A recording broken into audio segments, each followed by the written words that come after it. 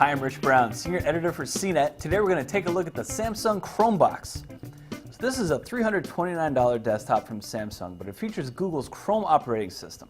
This is the first desktop with the Chrome OS, and I found it's actually not so bad in here, although I probably wouldn't recommend it to most consumers.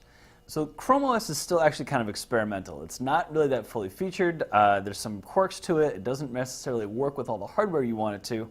It's still pretty usable though, and it just takes some getting used to the fact that most of your activity on the system will happen online. Now speaking just for the hardware, this is actually a pretty nice system. It's got a nice design. It certainly looks like the Mac Mini, so points against Samsung for copying there. But you can see in the front though, there's a couple USB ports as well as a microphone in. On the back it has 4 more USB ports. Now these are all USB 2. And you also get a couple DisplayPort outputs as well as the DVI output, and here you can see Ethernet, there's Wi-Fi and Bluetooth also built in. So it comes with a 1.9 GHz Intel Celeron CPU that is a dual-core chip actually. You get 4 gigs of RAM, an embedded graphics chip, as well as a 16 gigabyte solid-state hard drive. Now the hard drive is mostly for local media storage, so pictures, movies, audio, documents. You can play all those on the system offline. It works reasonably well. And because it's a solid-state drive, the system boots fast and it loads files quickly, so that's nice too. Now one of the potential challenges with this system is because it's a desktop, that means you have to bring your own hardware to it. So that means you have to add a monitor, a mouse and keyboard, as well as any other peripherals you might want to use. We found the monitor performance is actually pretty outstanding.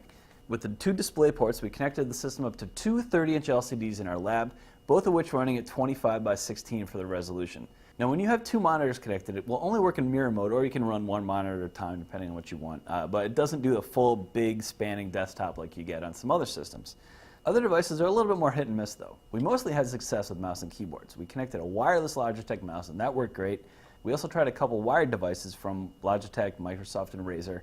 All those worked but the one Logitech wired mouse that for some reason just wouldn't register and the cursor was going all over the place. USB webcams are also kind of difficult because right now Google does not support webcam-based microphones. You have to add a separate mic over a headset through the analog jack in the front. So that's kind of a hassle. It means you have to use added hardware. Now generally speaking, this system is probably best for large, light-duty commercial or institutional environments, say a school, a library, or maybe some kind of business. I can also see maybe putting it in a kid's room, but I would expect that kid to bump up against the limits of this hardware as well as have some difficulty with the peripherals like I mentioned before. So overall, the system is definitely interesting. It might be good in certain environments, but for the most part, it's still pretty much an experiment. So I'm Rich Brown. This is the Samsung Chromebox.